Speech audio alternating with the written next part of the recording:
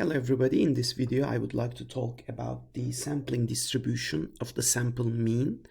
It's based on what we did earlier, and let me just go over that quickly, and then we can come up with a huge observation that will enable us to come up with the actual result that's important for us. Remember earlier when we talked about a random variable x that comes out as the outcome of rolling a single die.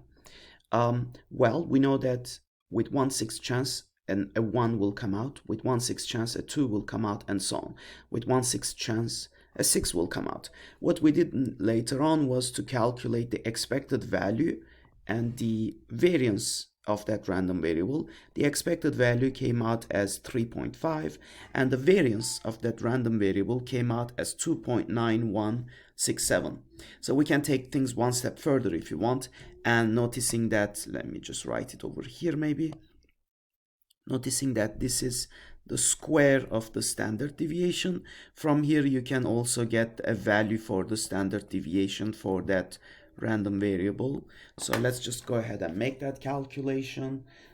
It comes out, I believe, as 1.7078. There you go. So that's the standard deviation of this random variable x.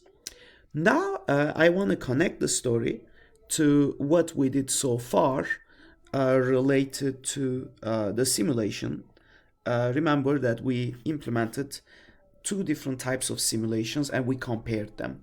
So the simulation that we had early on was the one where we basically ran 4,000 simulations of that random variable of rolling a die and recording the outcomes. You can see all these random outcomes. All of these are numbers between 1 and 6. Integers, and we counted each one of them. How many ones appeared in those 4,000 simulations? 666 of them. How many 2s? How many 3s? And so on. If you count all of them, obviously, if you were to add up all these counts, it will add up to 4,000, the total number of simulations. And we did a couple of observations, right? Because they are all equally likely to come out. 1/6 chance of a 1, 1/6 chance of a 2, and so on. So what we are expecting is 1/6 of 4,000, which is 667 roughly, should come out as 1, and so on. 667 should come out as a 2, and so on. So what happens is 667 is this line over here. So in average, that's the number of observations we are expecting within each bucket. How many 1s, how many 2s, how many 3s. So our histogram, if you want, basically gives you that chart. We went further and we looked at the average of all these numbers, which was very similar to the one that we derived, right? So let me just show you the one that we got, this number 3.5, right? And then we just calculated the standard deviation 1.7064, and if we go there, 1.7078. Pretty good. So far we're in a very commanding position. The results seem to they seem to confirm the results that we did paper pencil with the simulation results. Now I want to take the things one step further. Remember, we did a second type of simulation where instead of simulating a single number in each simulation, we simulated 3 numbers, 3, 4, 6, and then we took the average of those 3 numbers. So this is the first one. Secondly, we did it again. This time we got these 3 numbers, 1, 4, 6, and then the average came out like that. And doing this 4,000 times, obviously this is more expensive than just simulating a single number. Here we find 3 numbers, we average them out, and then we get an estimate about the mean. We felt like this had some better prospects. So let's, hold on. Let me just go ahead and try to, there we go. Let me just try to move this to the side. There you go. So when we again counted each individual outcome, now obviously there is a variety of them. Instead of 1, 2, 3, 4, 5, 6, when you take the averages, you can have a 1, 1.33, 1.67, and so on, 2, and so on, all the way up to 6. Now when we do count how many of them within those 4,000 simulations, we added them up. Obviously it has to come out as 4,000. So you have this weird shape now. So when you plot it, you get this nice mound shape. You guys see that? This bell curve shape. And indeed, when we took out the average again, the average came out, we calculated the average in in two different ways, basically. Oops. Okay, I can't write anymore. Okay, I did mess up something, I guess. Maybe I should just go to draw again. Okay, there we go. And let's change the color. Let's see if it, oh, there we go. So we did the calculate the average, and the average came out pretty much the same, right? So it was expected to be 3.5, and indeed it is very close to 3.5. The difference is the standard deviation. Now look at the standard deviation. It's significantly smaller than the one, and in fact we just compared them side by side over here. So this was the standard deviation of flipping an individual rolling an individual dice, and we put the number here, and then this is the outcome of running the simulations on triplets and getting the averages. So when the averages don't seem to change, but the standard deviation is significantly smaller. Well, smaller by what amount? So what basically you can just take the divide them to each other and see the fraction, right? So basically the difference in that factor is 1.70645 divided by 0.98375.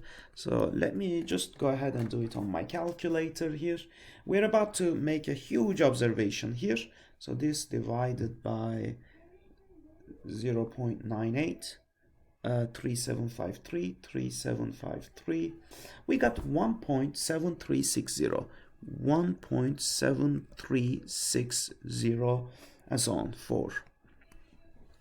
So right now it might seem like there's not much going on here, right? So what is so special about that number? For those of you who are number sense geniuses, you would realize that this number is no ordinary number. This number is extremely close to square root of 3. And by the way, I have a calculator in front of me. Let me give you the exact value for square root of 3. Square root of 3 is 1.7320. 1.7320. For those of you who have made this observation, that these two numbers are related, and that right now we got the ratio of those two numbers, right? The standard deviation of a single one versus a standard deviation of running those triplets, the second situation. You see the difference here, and there's a difference by a factor of root 3. Now root 3 is an interesting number. Why 3? Why the square root of 3? When you start thinking about it, 3 is exactly the sample that we took. Remember? So that's very neat. The size of the sample was 3 in the second type of simulation, and as a result, the standard deviation turned out to be smaller from the first one by a factor of square root of 3. Does that make sense? And it turns out that this is indeed correct, and this is a general result that I would like to present next. So let me just go ahead and open this. So this is called the oops, there you go. We have a sampling distribution here. Let's explain. So we have a population. Population is the whole data set, basically. The whole potential data set that we are trying to understand.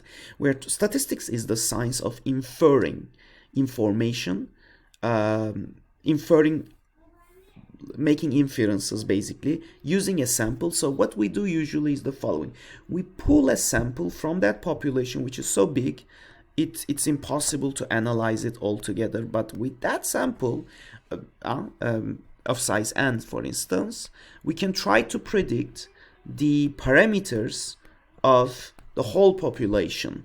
Does that make sense? And this inference is the whole point of learning statistics, right? So collecting data, organizing the data, and then making inferences, estimation, building confidence intervals. Well, obviously when I say inference, it has two parts in it. So making inferences, making an inference means inferring knowledge about the population from the sample, making inferences using the sample. But this has to come with, so you make the inference, but we need to also have some sort of a goodness of how good our inference, how reliable is our inference, right? Making inference using sample and reporting the reliability of what we are doing, reliability, right? So so it comes in pairs in that sense. All right, so now let's make the big observation about the sampling distribution. So we can imagine, if you are trying to, for instance, guess what the what the population mean could be, what is the average of any given observation in the population. I think one good estimator for that would be, a good statistic, I should probably call it, would be to look at the sample mean. Does that make sense? So sample mean, so suppose that you pulled some sample of size n, y1, y2, and so on, yn, drawn from the actual unknown probability distribution y. So what we can do is, if we're trying to predict the expected value, the mean of the actual population, what you can do is easy. So we can just use y bar, the sample mean, to do that. y1 plus y2 and so on, yn. Does that make sense? So, but now this is interesting. So you have a sample of size n, and the average of these numbers, you feel like it's a good predictor for the average number of the whole population. Remember, the average of the population is 3.5, and we are saying that these numbers, these are our the average of those three numbers is a good predictor of the average of the sample. It's never perfect, right? Here it's 4.33, here it came out as 3.67, but you see the point, I guess. Going back, all right.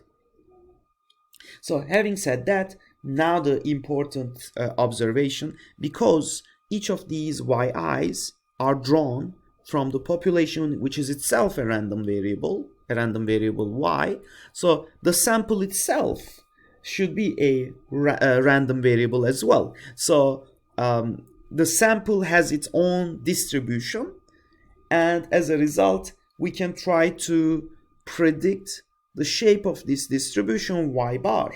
So now the good stuff. Okay, so here is a theorem, if you want. Let me write it as a theorem without proving it. Proof by simulations that we used, basically. Let, okay, y1 all the way up to yn be a random sample,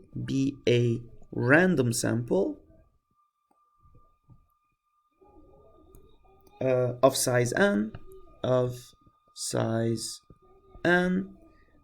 from, let's start easy, from a normal distribution. Later on we will drop this condition. Normal distribution with mean mu and variance, call it sigma square, then something amazing will happen. Then y bar itself is equal to, so if you start with a y bar defined like this, that's exactly our sample mean, right? And it turns out that this is also normally distributed.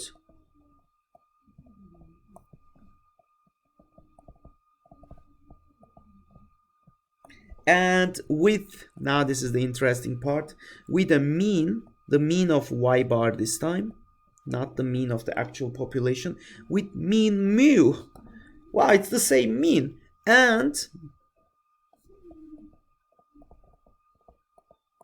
variance sigma square y bar equals sigma square divided by n. Holy, look at that. So we found our result that we were looking for. The theorem here, this theorem about the sampling distribution of the mean, the sample mean itself is y bar.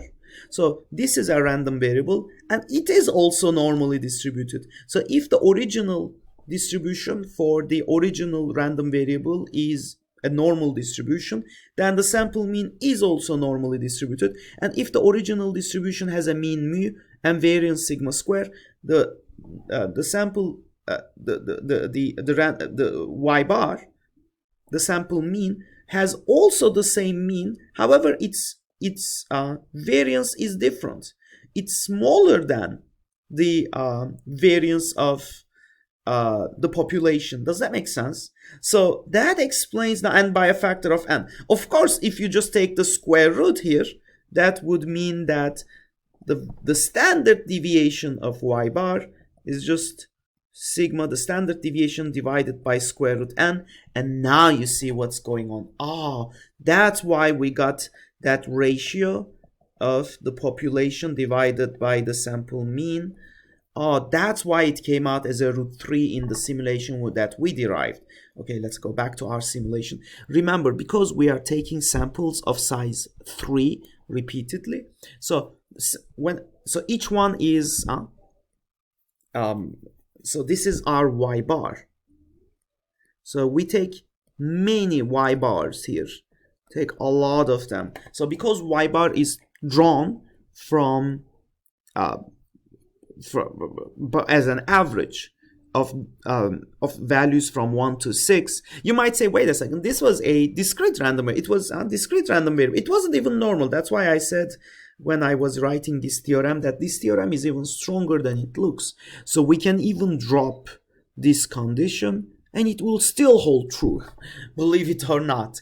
That's amazing. So it turns out that this is a consequence of something very big. It's called the central limit theorem. And oops, sorry for that, I got a notification here. But based on that central, and in any textbook you can find that theorem, by the way. In Wikipedia you can find the theorem as well. So if you have a bunch of random variables, so that's the central limit theorem as well. Let me just go ahead and state it. Central limit theorem. So this theorem basically says that if you have samples taken, let y1 all the way up to yn, the only condition that we really need is for them to be independent and identically distributed. So basically you just draw them randomly. You draw them independently of each other and let the mean and let also with the expected value equals to mu and variance of yi as sigma square. Then we have the amazing feature that the sample and let, okay, so let's do it like this. If you take that y bar as 1 over n, like we did, y1 plus the average. Basically the average turns out to be a very good predictor of the population mean, right? Then this thing will be such that the following, such that if you, well, it's kind of maybe an overkill, but let me just do it anyways. If you define this new thing u sub n as the square root of n times y bar minus n, minus mu, I should say, minus mu over n, minus mu over sigma, I should say, sorry for that, over sigma, then it turns out that this is normally distributed with a mean 0 and standard deviation 1. So as n grows larger and larger, as n grows to infinity. So what this is really trying to say is our prediction is correct. So in our example, we did a simulation with 4,000 simulations.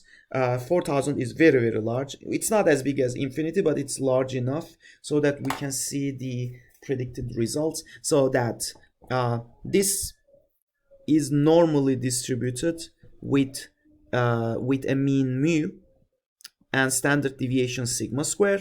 But if you wanted to, sigma square over n, alternatively, you can come up with another variable. And if you want to directly use the standard normal distribution, you just construct this this new random variable, and this new random variable, which depend on the size of n, is such that it is standard normal distribution. So it's very straightforward. So if you didn't like the second part, the first part would be sufficient. So basically what the central limit theorem is telling you is that our observation for the theorem above is correct.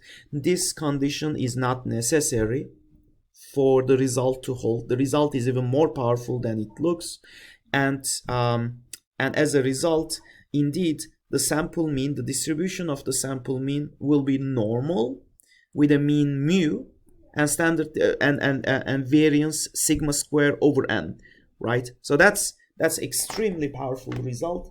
In the next video, I will conclude this week's material with a couple of examples that we can use to make sense of all this in practice. Hope to see you guys in our next lecture.